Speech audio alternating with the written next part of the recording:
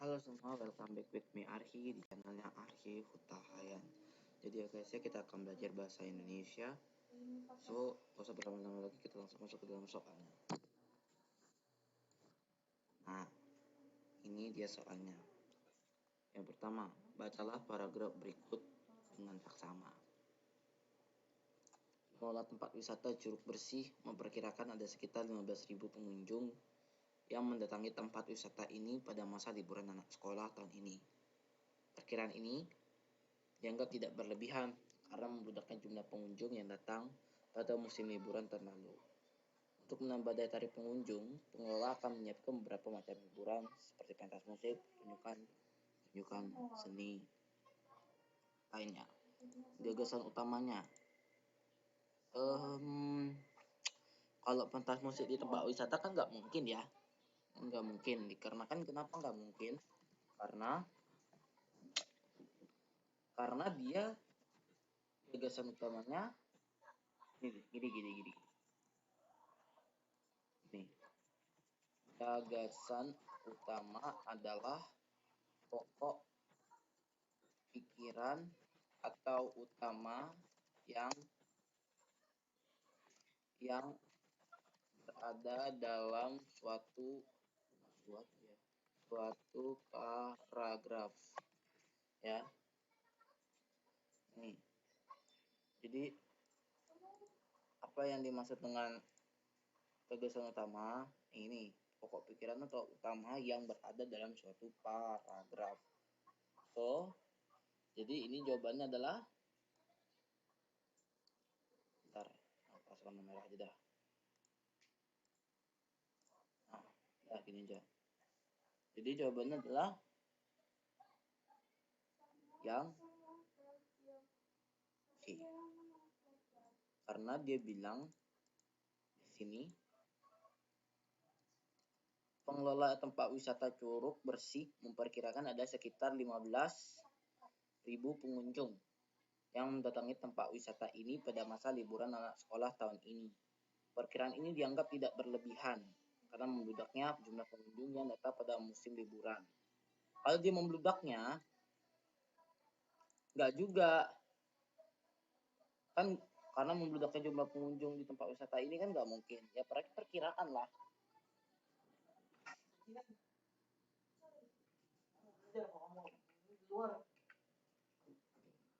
Itu. Jadi menurutku sih ini jawabannya, perkiraan jumlah pengunjung tempat wisata Curug Bersih tahun ini. Karena kalau di sini dibilang membludaknya juga serba salah sih. Karena kan dia gini ya, namanya gagasan utama kan pokoknya apa sih? Nah, dia kan cuma memperkirakan. Tahun ini tuh ada segini, nanti tahun besok tuh ada segini, dan ini ada segini. Gitu. Ya. Nomor 2. Menjelang berbuka puasa, jalanan menjadi sangat macet. Hal ini dikarenakan membludaknya jumlah para pengendara motor. Kebanyakan dari mereka adalah para pemuda yang sedang ngabuburit, menunggu waktu berbuka dengan berkumpul. Sayangnya ini malam nambah. Namanya kalimat utama itu pasti di nomor 1. Ya, jadi sekali lagi, yang namanya kalimat utama itu pasti nomor 1, bukan nomor 2, nomor 3, nomor 4, ada. Ya, itu. Nomor 3. Bacalah paragraf di bawah ini dengan saksama. Ya. Pemerintah akan memantau harga-harga kebutuhan bahan pokok di pasaran pada saat menjelang dan selama bulan Ramadan. Ya. Hal ini dilakukan untuk mencegah tindak-tindakan para pedagang yang menjual dengan harga yang sangat tinggi. Jika harga bahan pokok di pasaran melonjak, maka pemerintah akan bertindak dengan melakukan operasi pasar. Kalimat kritik serang adalah pemerintah seharusnya memantau harga pokok tidak hanya selama bulan Ramadan. Pemerintah harus menurunkan harga bahan pokok selama bulan Ramadan. Pemerintah seharusnya menindak para pedagang yang berlaku curang. Pemerintah harus mengadakan operasi pasar selama bulan Ramadan. Kalau memantau harga-harga itu kan nggak perlu dipantau. Harga-harga itu kan sebenarnya misalkan pemerintah sudah buat 20.000, misalkan kurma 1 kilonya kan 20.000, contoh. Kalau dia minta 22.000 kan memang pedagangnya sendiri yang bandel, bukan karena salah di pemerintahnya, di ininya, tapi salah pedagangnya. Tuh. Pemerintah menurunkan harga pokok selama bulan Ramadan. Dia bulan Ramadan kan semua pasti naik harganya. Karena kan nanti uang itu kan buat lebaran lah, bagi-bagi duit lah kan. Ya gitulah ya. C. Pemerintah seharusnya menindak pedagang yang berlaku curang. Ya, betul. D. Pemerintah harus melakukan operasi pasar selama bulan Ramadan. Jadi jawabannya yang ini. Oke ya. Dia harus menindak. Oke. Cermatilah kutipan nomor 4 dan 5. Kematian Angelin membuat masyarakat Indonesia geram. Bagaimana tidak, gadis kecil yang dikabarkan meninggal ini ternyata dikabarkan meninggal terkubur di halaman rumahnya sendiri. Ironisnya, kematian Angelin ini disebabkan oleh orang terdekat. Semasa hidupnya, Angelin tidak pernah mendapat perhatian oleh ibu angkatnya, bahkan dia diperlakukan seperti pembantu. Berita kedua, polisi akhirnya menetapkan seorang dosen yang diduga menelantarkan keempat anaknya. Menurut penyelidik, anak-anaknya dibiarkan tinggal di tempat yang tidak layak huni. Bahkan salah satu anaknya tidak diperbolehkan masuk ke rumah, sehingga dia harus tidur di pos ronda. Setelah dilakukan penyelidikan lebih lanjut, ternyata tersangka juga merupakan seorang pecandu narkoba. Jadi, kalau kesamaannya, kekerasan anak disebabkan oleh orang tua kandung. Kasus penelantaran anak, kasus pembunuhan anak, kasus penyalahgunaan narkoba. Kalau narkoba nggak mungkin ya, karena ini cuma teks kedua. Kalau pembunuhan ini cuma teks 1. Kalau orang tua kandung, bener sih kekerasan, tapi kan di sini dia cuma bilang oleh orang terdekatnya sendiri, nggak dibilang oleh ibunya, bapaknya, kakeknya, kan cuma orang terdekat. Jadi jawabannya penelantaran sih menurutku. Kalau kekerasan bener, tapi kalau oleh orang tua kandung kan di sini nggak. Oh iya, dia ada ibu angkatnya ya. Oh iya guys, sorry. Jawabannya berarti yang A. Kira dia tadi nggak beritahu. Ini nih, jawabannya yang ini. Rupanya ibu angkatnya. Ini ibu angkatnya guys. Ya. Nomor 5. Perbedaan urutan penyampaian informasi di atas. Teks 1 siapa, apa, mengapa. Ya siapa sih menurut aku juga. Jawabannya ini sih. Karena kan kalau ditanya kan pasti kalau di teks 1 kan siapa yang meninggal. Nah, siapa yang meninggal? Siapa yang membuat masyarakat Indonesia geram? Nah, itu bisa kan? Nah, gitu. Nomor 6.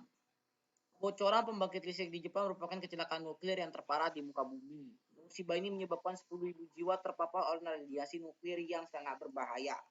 Nuklir memang bisa digunakan sebagai sumber energi, namun penggunaan ini tidak efektif karena memiliki risiko sangat besar. Diperkirakan radiasi ini akan terus berada di daerah itu selama puluhan tahun ke depan.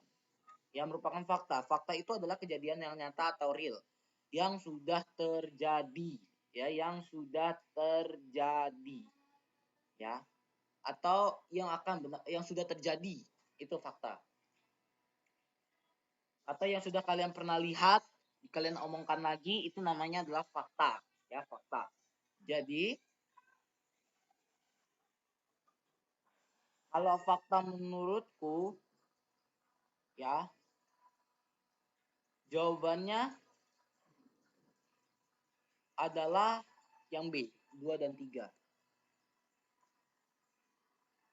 Tapi bisa juga 2 dan 4. Kenapa nggak respect 2 dan 4? Karena di sini nggak memiliki resiko yang sangat besar dan dia tidak disebutkan tidak memiliki resiko yang sangat besar. Maksudnya resiko yang sangat besar tuh nggak disebutkan apa-apa saja. Jadi jawabannya adalah 2 dan 3. Menurutku ya. Ini menurutku. Tapi kalau menurut kalian lain ya kalian tulis aja di kolom komentar jawabannya apa ya guys ya. Jadi ya, gitu. Menurutku sih 2 dan 3. Ya, itu 2 dan 3. Karena kalau 2 kan udah pasti benar. Menyebabkan 10.000 jiwa. Maksudnya dia berarti oh ini udah terjadi gitu loh. Udah pernah terjadi gitu. Udah menyebabkan jiwa berarti kan udah real gitu. Gitu. Oke. Nomor 7. Nomor 7. Bacalah paragraf di bawah ini dengan sama. Nomor 1. Cuaca di Bandar Lampung tidak bersahabat selama beberapa hari ke depan. H. Hal ini bisa dilihat dari data yang dikeluarkan oleh pihak BMKG yang menyatakan bahwa hujan akan terus turun pada bulan ini. Keadaan ini sungguh membuat susah orang-orang. Di musim penghujan ini mereka harus menghadapi beberapa macam masalah. Padahal jika tidak hujan, orang-orang pasti sangat senang. Kalimat yang merupakan opini adalah, opini itu kan artinya pendapat, ya kan? Adalah pendapat atau masukan dari orang-orang ke orang-orang yang lain. Ya. Opini itu bisa jadi pernyataan gitu loh, pernyataan. Nih, kalau kalian nggak percaya kita bisa lihat ya. Di sini opini. Opini adalah suatu sikap atau pendapat seseorang mengenai sebuah keadaan pernah ataupun belum terjadi. Itulah opini. Ya. Itu opini. Jadi pendapat dia kan, namanya pendapat dia itu pasti ada padahal jika tidak hujan ini pasti benar guys. Jadi kemungkinan itu dulu yang harus kalian cari. Jadi kalau nggak C pasti B. Kita lihat lagi, keadaan ini sungguh membuat susah orang-orang. Di musim penghujan ini mereka harus menghadapi beberapa masalah. Kalau namanya pendapat, ya kan, pendapat, namanya pendapat, ya kan, pasti jawabannya D. Karena dia bilang di sini pendapat tuh, ya karena ada ini, karena cuacanya tidak bersahabat, orang jadi susah. Ya kan itu namanya pendapat. Ya enggak? Masa karena cuaca Bandar Lampung nggak bersahabat, harus beberapa macam masalah ya. Yang namanya beberapa macam masalah pasti membuat orang susah. Jadi intinya adalah di sini, membuat susah orang. Kalau orang susah ya udah pasti susah, orang gampang udah pasti gampang. Itu aja intinya, Bro. Jadi jawabannya adalah D. 8. Perhatikan memo di bawah berikut ini. Memo kepada manajer keuangan dari general manager. Titik-titik yang akan dipakai dalam rapat dengan para dewan direksi pada tanggal 22 Juni 2015. General manager tertanda Arya Nugraha. Kalimat yang tepat yang untuk mengisi bagian kosong di atas adalah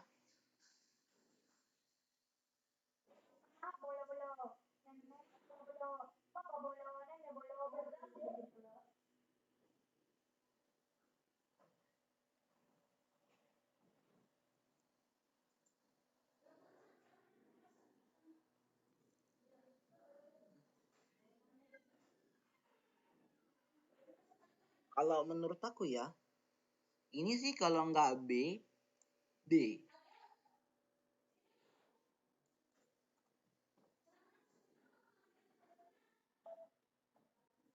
Iya, kalau menurut aku kalau nggak B, D.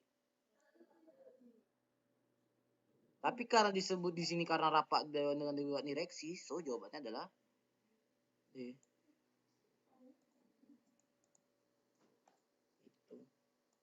Itu.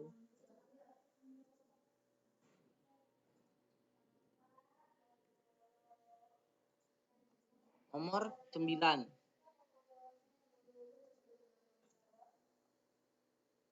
Perhatikan kalimat-kalimat berikut ini. Tidak lupa Budi merapikan tempat tidurnya, kemudian dia pergi ke sekolah, Budi bangun pagi jam 6, setelah itu dia mandi dan memakai seragam. Lalu dia sarapan pagi bersama orang tuanya. Kalimat-kalimat di atas akan menjadi sebuah paragraf yang padu jika disesuaikan dengan urutan. Ya inilah B lah jelas. 3, 1, 4, 5, 2. Pertama kan harus bangun dulu. Kan? Number 10. Yang terhormat, Bapak Kepala Sekolah SMA 1 bangun pagi. YTH, Bapak Kepala Sekolah SMA Negeri 1 bangun pagi. YTH, Bapak Kepala SMA Negeri 1 bangun pagi. Yang TH, Bapak Kepala SMA Negeri 1 bangun pagi. Kalau alamat surat dinas itu YTH tuh harus begini guys. Nah, ini baru yang benar. Kalau gini ini nggak benar. So otomatis B sama D itu udah pasti salah. B sama D udah pasti salah. Jadi A dengan C. Kenapa aku bilang A dan C? Karena jawabannya benar, YTH-nya. Terus yang kedua, Bapak Kepala Sekolah SMA Negeri 1 pagi. Bapak Kepala siapa? Kepala Bapak Kaujan Api. Nggak gitu dong. Jadi yang terhormat Bapak Kepala Sekolah SMA Negeri 1 pagi. Oke, segitu saja dulu part satunya. Kalian jangan lupa like, comment, share, dan subscribe. Aktifkan loncengnya juga. Semoga pelajaran yang saya berikan kalian bisa mengerti. Ya guys ya, jangan lupa tag IG gua Arhide Utayan, follow Instagram gua juga. See you on the part 2-nya. Bye bye.